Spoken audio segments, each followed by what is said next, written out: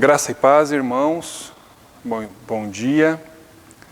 Hoje nós estamos reunidos aqui para continuar o nosso estudo da Escola Bíblica na nossa classe de Ética Cristã, na aula 11.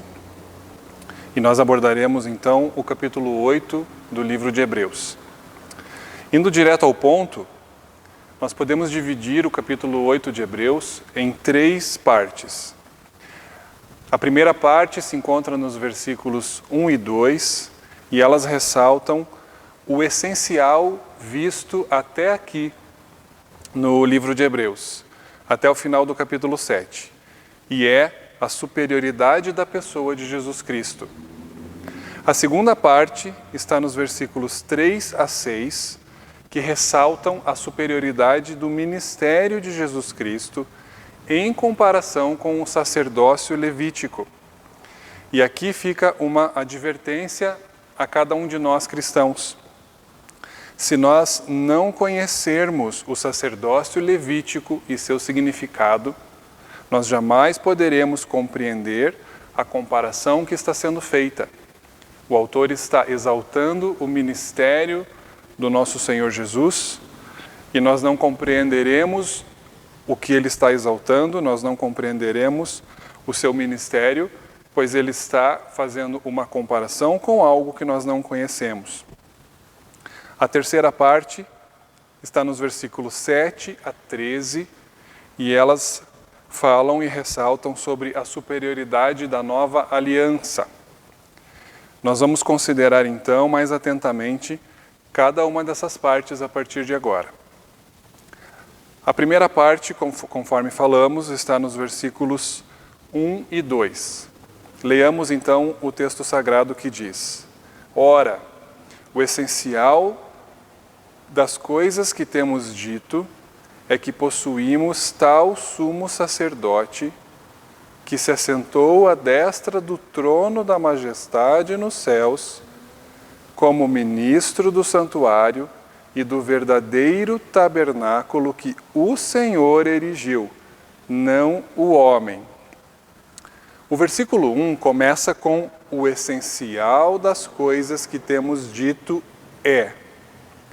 Quando tratamos algo, em qualquer área que seja, como essencial, nós estamos colocando isto como aquilo que é ou o mais básico de tudo, sem o que nós não conseguimos atingir qualquer alvo, seja um alvo racional, seja um alvo prático, ou estamos colocando aquilo como o mais importante de tudo. Ou seja, ou é o mais básico, ou é o mais importante. E é isto que está sendo frisado aqui nas Escrituras, e que é o mais básico e mais importante de tudo estudado até aqui, explicado até aqui pelo autor. Ou seja, é o mais básico de tudo, é o mais importante de tudo, sabermos que temos um sumo sacerdote como Jesus Cristo, ou seja, digno e superior. Não somente um sumo sacerdote, mas também um rei, conforme explicado no verso 1, onde diz que ele está assentado à destra do trono na majestade nas alturas, e também celestial e verdadeiro, como destacado no verso 2, que diz que ele é ele é o ministro do verdadeiro santuário que o Senhor erigiu. Crer nisso, irmãos, envolve crer na existência de uma realidade celestial, de uma realidade eterna, de uma realidade espiritual. Porque a palavra está sendo clara ao dizer que Jesus está assentado à destra do trono de Deus nos céus. Se somos céticos a respeito deste tema, das realidades celestiais, espirituais e eternas, o cristianismo não pode fazer sentido para nós. É importante crermos de todo o nosso coração nesses fatos a respeito da pessoa de Jesus Cristo, da sua ressurreição, da sua ascensão e do seu atual ministério. Então, se a pessoa de Jesus Cristo é superior, o autor vem até agora no livro de Hebreus mostrando isso para os seus leitores, se a pessoa de Jesus Cristo é superior, por que eles deveriam colocar a sua esperança em alguém inferior? O autor quer alcançar este raciocínio, ele quer que os seus leitores alcancem este raciocínio, pois os seus leitores estavam sendo perseguidos por causa da sua fé e estavam abalados, inclinados a retornar à sua antiga crença, que era o judaísmo. Então, isso, segundo o autor, é a essência de tudo que foi explicado nos capítulos anteriores. Ele começa este capítulo mostrando esta essência. Na segunda parte do capítulo, que nós falamos, os versículos 3 a 6, diz: pois todo sumo sacerdote é constituído para oferecer tanto dons como sacrifícios. Por isso, era necessário que também esse sumo sacerdote tivesse o que oferecer. Ora, se ele estivesse na terra, nem mesmo sacerdote seria, visto existirem aqueles que oferecem os dons segundo a lei, os quais ministram em figura e sombra das coisas celestes. Assim como foi Moisés divinamente instruído, quando estava para construir o tabernáculo, pois, diz ele, vê que faças todas as coisas de acordo com o modelo que te foi mostrado no monte. Agora, com efeito, obteve Jesus ministério tanto mais excelente, quanto ele também é mediador de superior aliança instituída com base em superiores promessas. Na segunda parte do capítulo, como falamos, o tema é a superioridade do ministério de Jesus. O autor não mais está falando da pessoa de Jesus, mas ele está falando do ministério de Jesus. A palavra ministério vem da palavra grega diaconia, que significa serviço, ou seja, aquele que serve, aquele que oferece um trabalho.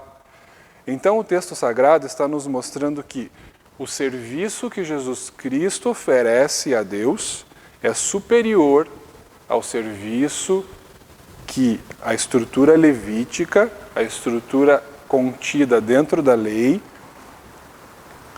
oferecia. Em primeiro lugar, conforme o versículo 3, o ministério de Jesus é superior, pois ele ofereceu uma oferta superior. Dentro da estrutura da lei, o que era oferecido a Deus eram sacrifícios de animais. Mas Jesus ofereceu a si mesmo, perfeito, sem mácula e sem pecado. Ele se ofereceu como humano para se identificar com os seres humanos e para substituir os seres humanos, e se ofereceu como divino para que este sacrifício tivesse valor infinito e eterno.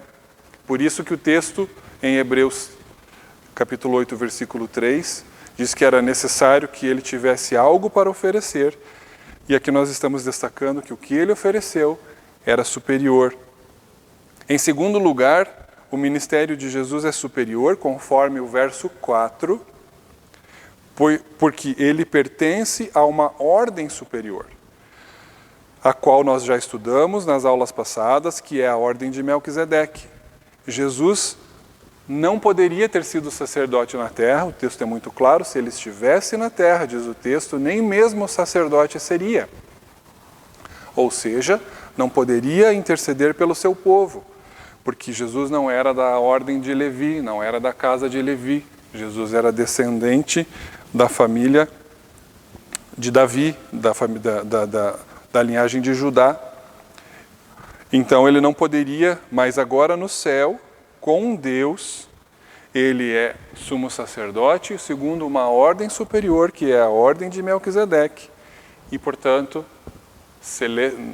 nas realidades celestiais, como falamos há pouco, espirituais, eternas, ele intercede pelo seu povo e ele representa o seu povo diante de Deus.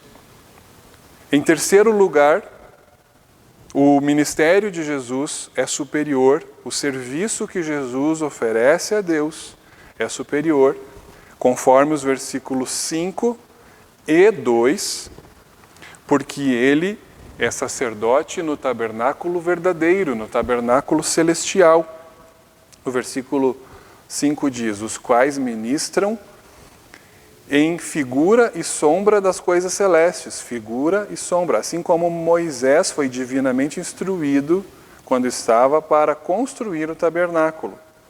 Vê que faças todas as coisas de acordo com o modelo que te foi mostrado no monte.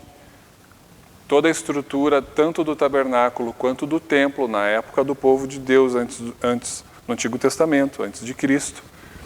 Toda essa estrutura construída, segundo o que está sendo nos ensinado pela palavra de Deus, era uma cópia, era um modelo das realidades celestiais mostradas por Deus a Moisés. Os levitas exerciam seu serviço no tabernáculo e depois no templo, ou seja, na cópia feita. Já Jesus exerce o seu ministério, o seu serviço a Deus no céu, no verdadeiro santuário eterno. Agora, a respeito do santuário, deste santuário terreno que estamos falando, há algo importante que gostaríamos de destacar. E eu concordo com Oliot quando ele diz: Deus instruiu Moisés a fazer um santuário que fosse cópia e sombra terrena do que existe no céu.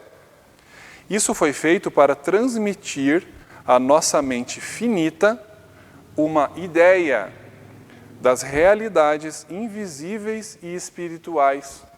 Sem a cópia, sem o modelo, sem a sombra, nós não teríamos condições, por causa da nossa mente finita, de compreender as realidades celestiais que Deus nos explica através da vida, da pessoa e do ministério de Jesus Cristo.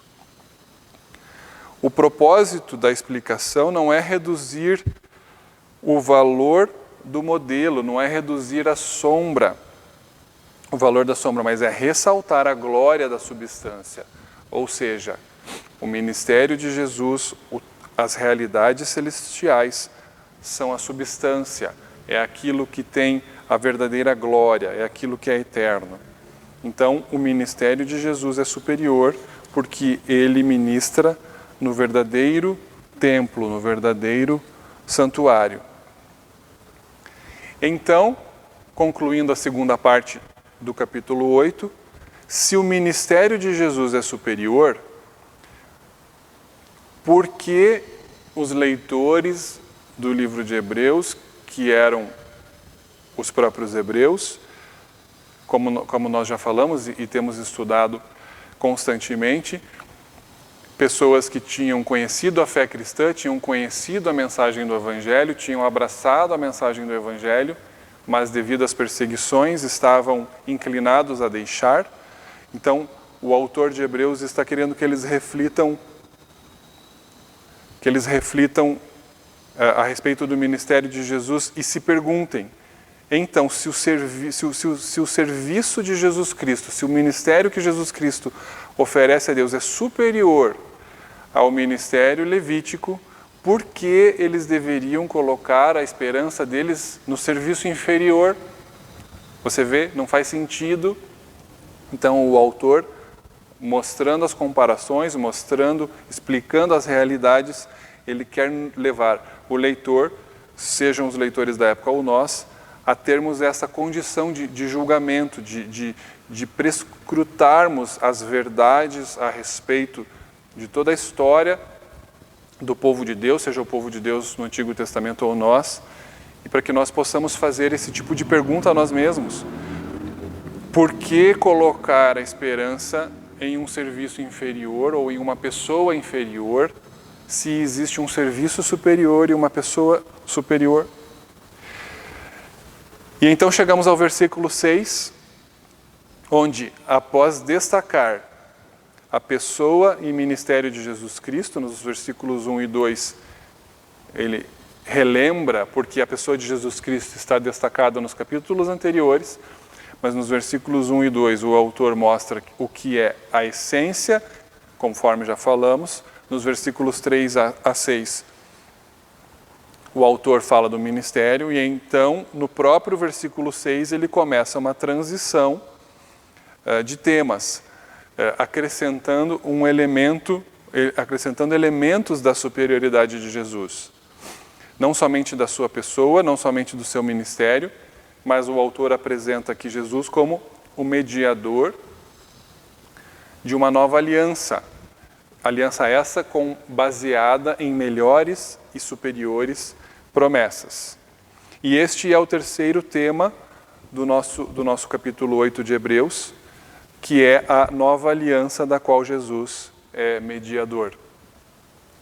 Primeiramente, nós precisamos entender a definição de aliança, para depois entendermos por que Jesus é mediador disto. A definição de aliança é a que nos ensina ela ser algo como um acordo entre partes. Este acordo possui direitos, deveres e consequências. Então, num acordo entre partes, são estabelecidos esses termos: os direitos de cada parte, os deveres de cada parte e as consequências que haverão se os direitos forem cumpridos. Haverão consequências dentro de um acordo, muito provavelmente boas consequências, ou consequências ruins caso os deveres não sejam cumpridos. Uma aliança deveria possuir termos mutuamente acordados. Ambas as partes concordam com os temas que envolvem estes direitos e deveres, que nós já falamos. Então, este é o conceito de aliança, um acordo entre partes. Existem tipos de aliança diferentes no sentido da sua profundidade. Por exemplo, existem alianças que nós podemos colocar como menos profundas, vamos dizer assim, como um acordo de compra e venda de um bem. Então, esse é um tipo de acordo, nós poderíamos até chamar de um tipo de aliança, pois é um acordo, há um contrato de compra e venda, existem termos, existem direitos, mas ela se refere única e exclusivamente ao item que está sendo comprado e vendido. E, por outro lado, existem alianças muito mais profundas, como um casamento. Um casamento é uma aliança de sangue. E a aliança de sangue não é tema desta aula, mas é uma aliança de vida, porque a vida está no sangue. Então, um casamento é uma aliança onde cada parte entra com a sua vida. E, portanto, com tudo o que envolve na vida. Não existe nada que você deixa fora. A aliança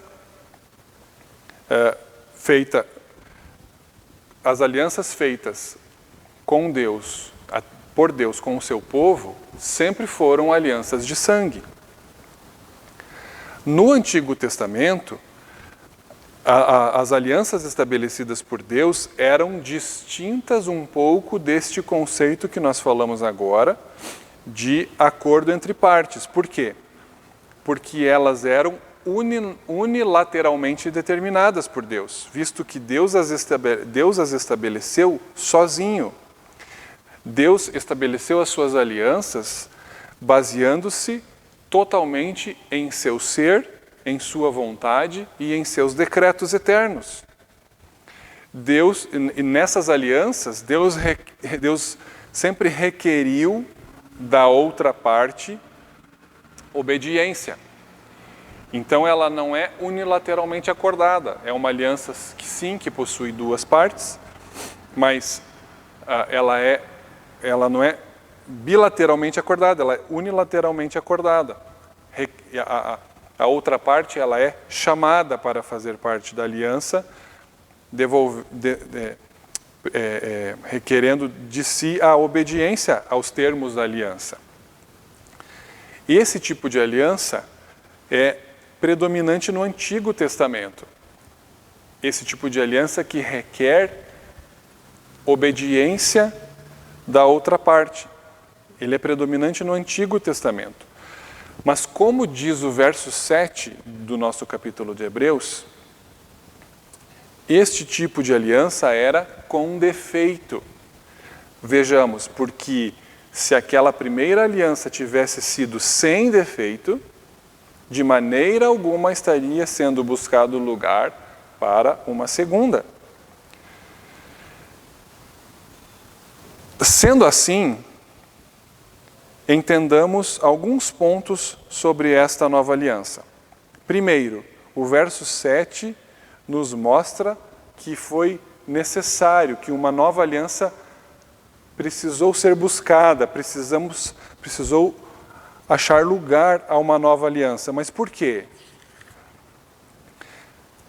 Se a antiga aliança tivesse dado certo, não haveria necessidade de substituí-la, é isso que o texto está dizendo. Mas por que ela deu errado? Da parte de Deus, nada deu errado. Sabemos que Deus é perfeito em seus propósitos, do início ao fim. Mas da parte do povo, ou seja, uma aliança tem duas partes. Da parte de Deus, nada deu errado. Mas da outra parte, que era o povo chamado para fazer parte da aliança, este povo era incapaz de cumprir o que por Deus era requerido. O ser humano como ele é, porque o povo de Deus, que nós sempre falamos eles, quando nós nos referimos ao povo de Deus, mas eles, o povo de Deus, no Antigo Testamento, eram seres humanos exatamente como nós, sem nada a colocar e sem nada a tirar, exatamente igual em toda a sua constituição, seja a constituição externa, seja uma constituição interna. Então, este povo, que eram seres humanos exatamente igual a nós, era incapaz de cumprir o que por Deus era requerido. Se aquele povo era incapaz de cumprir, se aqueles seres humanos eram incapazes de cumprir o que por Deus era requerido naquela aliança, naquelas alianças, por que nós deveríamos achar que nós somos capazes de cumprir? Nós, seres humanos, exatamente igual a eles, não somos capazes de cumprir os termos da aliança de acordo com a estrutura de aliança do Antigo Testamento. Não somos. E o resultado disso qual é? O versículo 9, que nós vamos falar de novo, mas diz que eu não me atentei para eles, diz o Senhor. Ou seja, Deus rejeitou o seu povo e conhecemos a história, por fim, os enviou ao exílio. Como já dissemos, isso não revela nada de errado na aliança. Isso não revela nada de errado na lei. Isso revela, sim, a nossa pecaminosidade.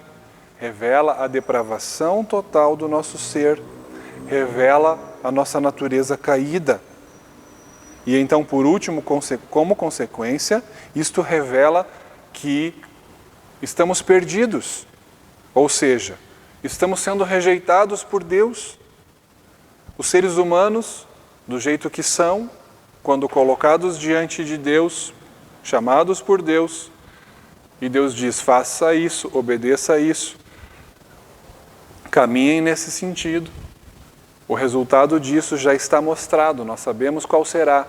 Já está mostrado pelas Escrituras. O resultado será falha. O resultado será a quebra da aliança. E, portanto, Deus rejeitará essas pessoas. Sejam eles como eram ou sejamos nós. E se Deus nos rejeita, de que adianta todo o resto? Se Deus nos rejeita, esse é todo o problema que temos. Se Deus nos rejeita, deveríamos estar desesperados. Se Deus... E é por isso que precisamos desesperadamente de um Salvador. Em segundo lugar, dentro dessa terceira parte do capítulo, o verso 8 nos mostra que a nova aliança foi prometida no ventre da antiga aliança. Então, em primeiro lugar, nos mostra por que foi necessária uma nova aliança. Porque o ser humano é incapaz de estar dentro da aliança com Deus, com a sua natureza do jeito que ela era. Em segundo lugar, nos mostra que a nova aliança foi prometida no ventre da antiga aliança. O versículo 8 diz: e de fato, repreendendo-os, diz. E aqui o autor cita Jeremias, ou seja, ele cita o Antigo Testamento, ele cita um profeta inserido naquele contexto, que profetizou em nome do Senhor e disse: eis aí vem dias, diz o Senhor, e firmarei nova aliança com a casa de Israel e com a casa de Judá. Ou seja, a nova aliança estava contida dentro da antiga aliança. Essa nova aliança estabelecida e determinada por Jesus Cristo não foi uma inovação. Ela não foi a revelia da antiga aliança, mas ela era uma promessa contida dentro da antiga aliança. Isso nos mostra a perfeição e alinhamento de todo o decreto de Deus. Ou seja, Deus não fez correções ao longo da história, mas sim Deus perfeitamente decretou tudo. Tudo foi perfeitamente decretado por Ele. Em terceiro lugar, no verso 9, vemos que a nova aliança, terceiro lugar, verso 9, vemos que a nova aliança suprirá o que a antiga não supria. Como falamos, o problema da antiga aliança era a natureza do homem caído. Sendo assim, a nova aliança supriria essa incapacidade. Veja o que o verso diz: eles não continuaram na minha aliança. É isso que aconteceu. E, portanto, foram rejeitados. A natureza caída faz com que não consigamos continuar na aliança. E o resultado disso é sermos rejeitados por Deus. A nossa maior tragédia. E então, não atentei para eles. O nosso Criador, esse maravilhoso Criador que criou todas as coisas conforme conhecemos, que nos criou, está nos dizendo que seremos rejeitados, que os rejeitou e seremos rejeitados. E, portanto, vemos no verso 10 o que a nova aliança supre, que a antiga aliança não supria. A antiga aliança era: façam isso, então eu farei isso. A nova aliança, diferente desta, diz: na sua mente imprimirei as minhas leis, e também sobre o seu coração as inscreverei.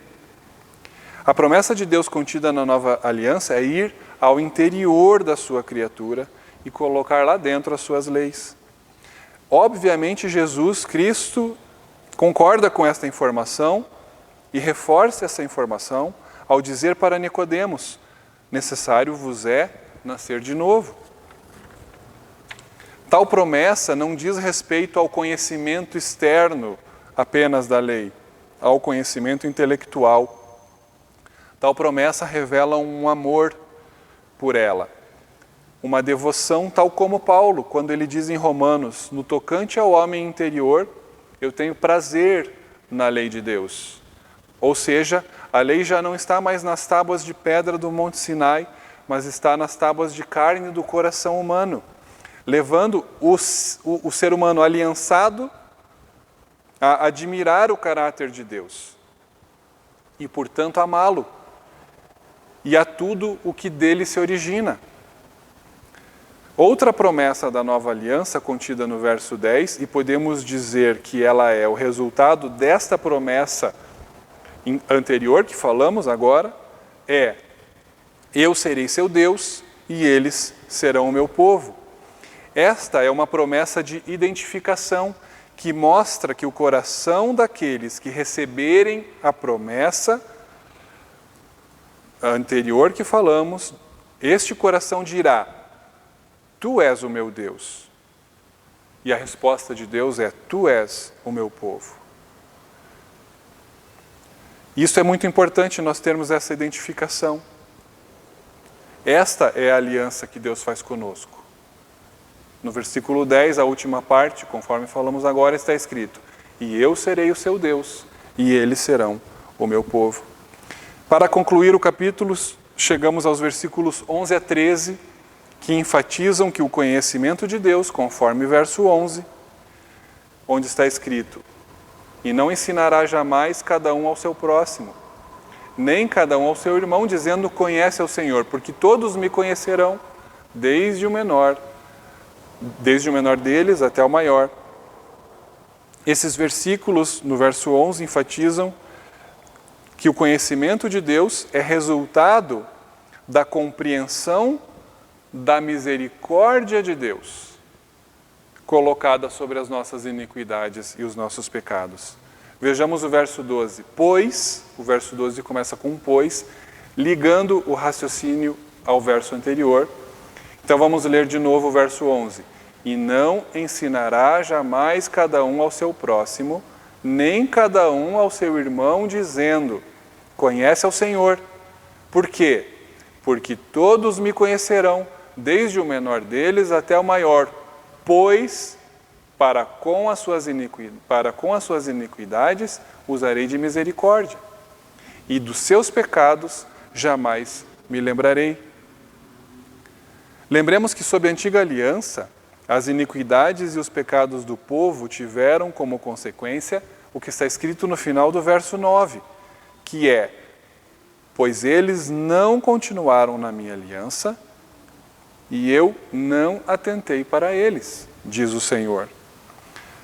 Mas agora, sob a nova aliança, Deus diz: irmãos, percebamos a diferença.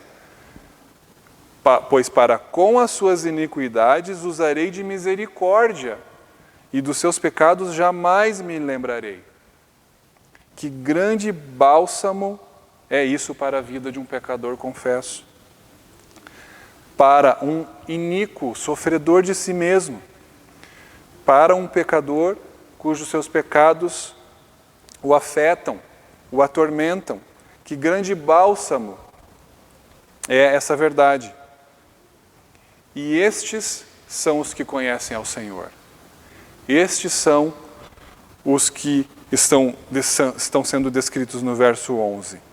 Sendo assim, chegamos ao verso 13, onde o autor mostra aos leitores que aquilo que eles buscam se apegar está prestes a desaparecer. Veja, o autor fala sobre a superioridade de Jesus, para que eles não estabeleçam a sua vida, a sua fé, a sua esperança em pessoas inferiores a Jesus. O autor fala sobre a superioridade do ministério de Jesus, para que eles não estabeleçam a sua esperança, a sua fé, a sua confiança em um ministério inferior ao de Jesus. E agora o autor fala sobre a nova aliança, mostrando para eles que não faz sentido eles estarem buscando se inserir dentro do contexto da antiga aliança.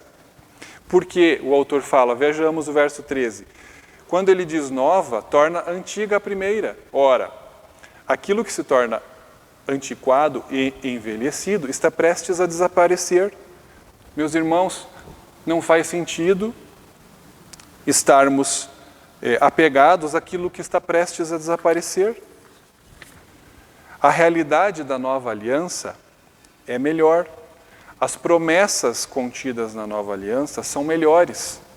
Ela supre as nossas faltas. Ela supre a nossa natureza pecaminosa, quando Deus vem ao nosso coração e coloca dentro dele o amor pelo seu caráter, pelas suas leis, pela sua pessoa. É como a terra seca quando é coberta pela chuva.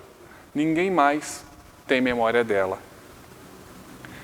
Este é o nosso estudo a respeito do capítulo 8. Eu estava com o olho aqui no versículo 11 do capítulo 8 do livro de Hebreus. Que Deus possa ser glorificado através das nossas vidas e através do conhecimento desta verdade. Muito obrigado, irmãos. Fiquem com Deus.